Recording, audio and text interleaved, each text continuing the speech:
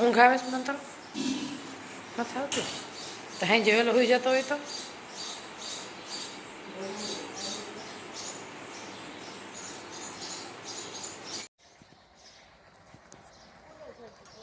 Bye bye મંત્ર જય શ્રી કૃષ્ણ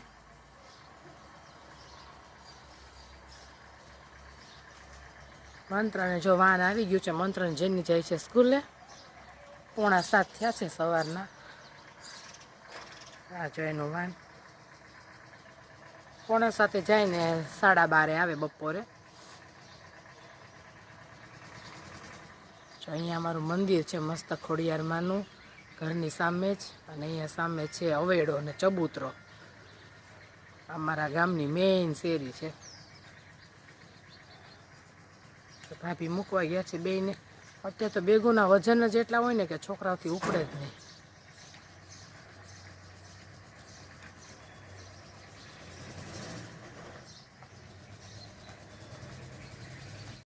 આજે નાસ્તામાં બને છે ભાખરી છોકરાઓ સ્કૂલે જતા રહ્યા ભાખરી ખાય પછી નાસ્તો કરવા બેસી જાય મસ્ત ગરમા ગરમ ભાખરી અને ભાભી બાર ફળિયા ને એવું બધું આવે છે બારની બજાર ને ફળિયા એવું બધું છે અને આજે થોડું કામ બધું વધારે છે ભાખરી એવું ખાય અને આજે મમ્મી પપ્પા જાત્રા કરવા ગયા છે ને તો એ લોકો અત્યારે કર્ણાટકમાં પહોંચી ગયા છે પછી મહારાષ્ટ્રમાં આવી જશે તો સત્સંગ રાખ્યો છે ઘરે બપોરે 3 વાગે છે સત્સંગ એટલે બધું ફટાફટ તૈયારી કરી અને રસોઈ કરી પછી થોડીક સત્સંગની પ્રિપરેશન કરશું એવું બધું છે ફટાફટ જો ભાખરી થઈ જાય એટલે નાસ્તો કરવા બેસી જઈએ 6:45 થયા છે સવારના આ રીતનું છે આજે તો બધા પૂરો બ્લોગ જોજો કેમ કે સત્સંગનો બધો બહુ સરસ વિડીયો આવશે તો કન્ટિન્યુ કરજો વિડીયોમાં ચાલો ભાખરી કરી લઈએ પછી નાસ્તા પાણી કરી લઈએ મસ્ત ધીમા ધીમા ઘેસે ભાખરી શ્લોક જો કેટલો વહેલો ઉઠી ગયો છે આમ અત્યારમાં કેમ ઉઠી ગયો તું આ સ્કૂલે જવાનું છે જાગીને બેસી ગયા જો ફળિયામાં રમો જાઓ બોલ ઓલી વેફર લેવા ને ઇસ્ત્રી કપડા સીવવા ગઈ હતી હા ત્યાં એક સૂટની દુકાન આવે છે તો તાર સૂટ લેવું છે તાર વરરાજો બનવું છે સૂટ જ લેવું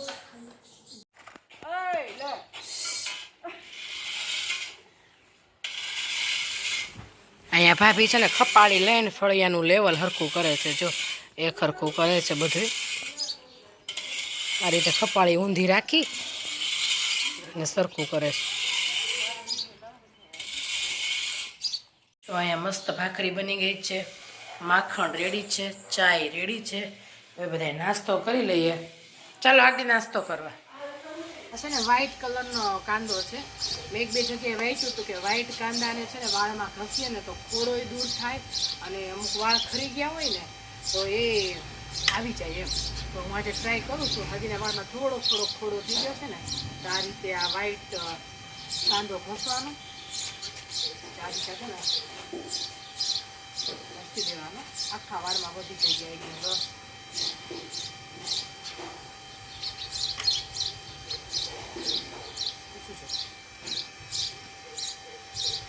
પછી જોઈએ આપણે ખોડો પછી વાળ ધોઈને કેવો દૂર થાય છે એક વારમાં થઈ જાય એક વારમાં તો ન થાય 2-3 વખત ટ્રાય કરીએ ત્યારે થાય અને આ ભાગુએ જો મારે ફળિયું આખું વાળી નાખ્યું કેવું વાળ્યું જો બતાવું તમને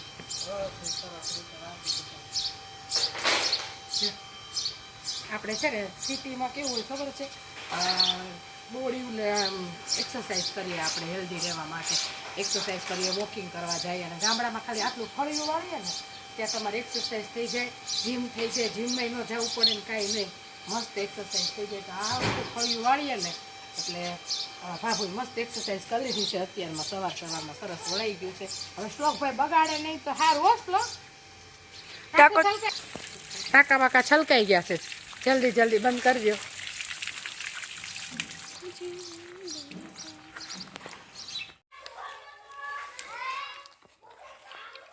ગોતવા પડે. મારે જો કાલા કીડિયું લાલ છે. મારે જો કાલે અહીંયા જ મેં ઉપાડ્યું અંદર ગાજર અંદર રહી ગયું. હા જો અને અંદર જૂનું ઓલું આમ થઈ ગયું. આમાં જો આમ જો કીડિયું મને તો ઓલી કોર ગઈ ત્યાંથી આવી પાછી આવી કાંઠે. હવે એવું થાય છે. હારા હારા આવી જાય એટલે બે ત્રણ લઈ લે.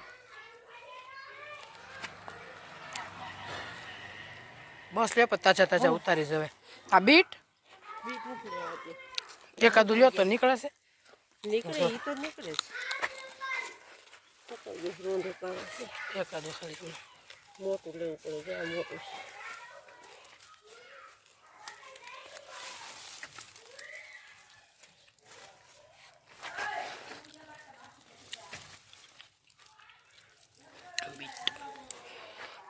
જો શ્લોક જો ગાજર ને બીટ ને જો શ્લોક ખાય છે પ્યોર કેરેટ.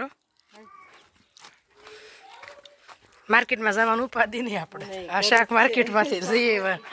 હાલો માર્કેટ બંધ કરી દો. જોયું શ્લોક કેવું થાય.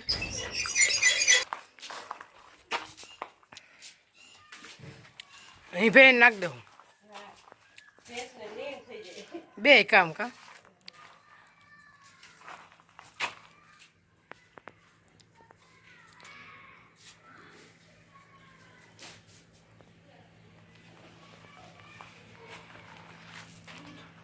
સત્સંગની તૈયારી થવા માંડી છે. અહીંયા કાનાને સરસ નવા વાઘાને બધું પહેરાવી રેડી કરી દીધો અને બધા વાસણે ચમકાવી દીધા આપણે.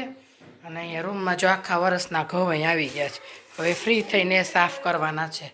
અને અહીંયા ભાઈ કાલે લાવ્યા છે આખો કોથળો ભરીને તરબૂચ. જો થોડેક તો કંઈ થાય નહીં તો બે તરબૂચ આપણે ઠંડા કરવા મૂકી દઈએ એટલે છોકરાઓને રોંઢે 5 વાગે સુધારી દઈશું.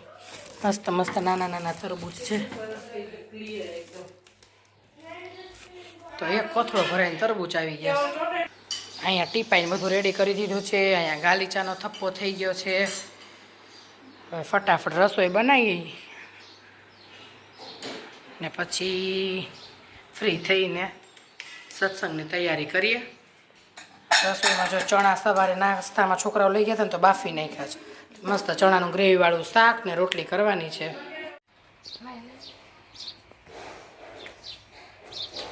જાને બેગ ને એવું લેવડાવવા લાગ જા. હું જાઉં છું. જા શ્લોક જા. ચપ્પલ પહેરીને જાજો બેટા. તડકો છે બહુ જ. આવી ગયા તમે જાઓ ત્યાંથી આવી જાહે. આવી ગયા.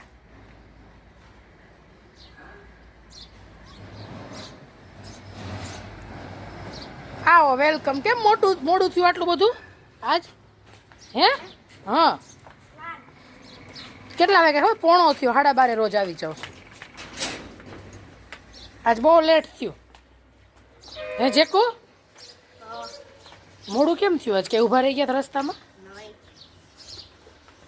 અમે જમીએ લીધું ફટાફટ. આ સત્સંગ છે ને આપણી ઘર 3 વાગે એટલે તમારે બેન જ બાકી છે. હાલો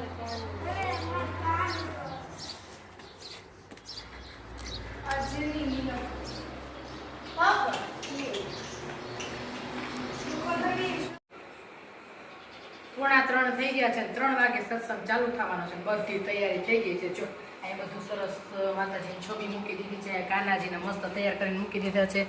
અહીંયા બધું રેડી કરી દીધું છે. અને પ્રસાદી નીચે મૂકી છે. ખોયલી નથી ને?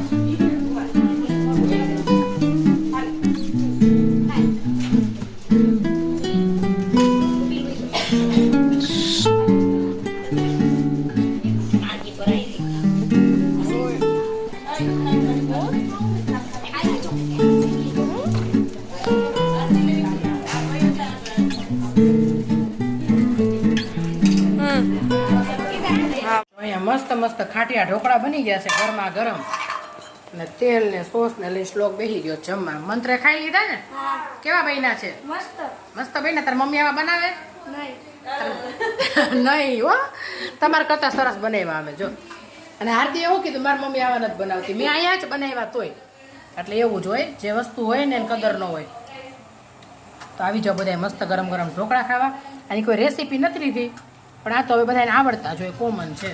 અને કદાચ ન જોયું હોય ને તો મેં મકાઈના ઢોકળા થોડાક દિવસ પહેલાં બનાવ્યા હતા, એની રેસીપી મૂકી છે, તો એમાં જોઈ લેજો.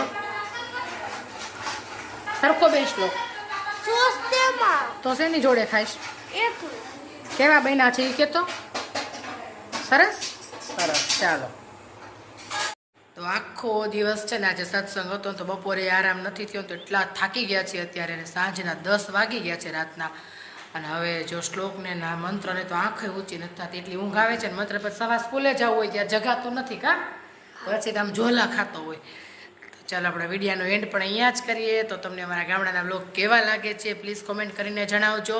અને જો પસંદ આવતા હોય ને તો અમારી ચેનલને સબસ્ક્રાઈબ કરજો, અમારા વિડીયોને લાઇક કરો, શેર કરો. જય શ્રી કૃષ્ણ અને જય સ્વામિનારાયણ. ફરી મળીશું એક નવા કન્ટેન્ટ સાથે. ત્યાં સુધી બધાને બાય બાય, ગુડ બાય.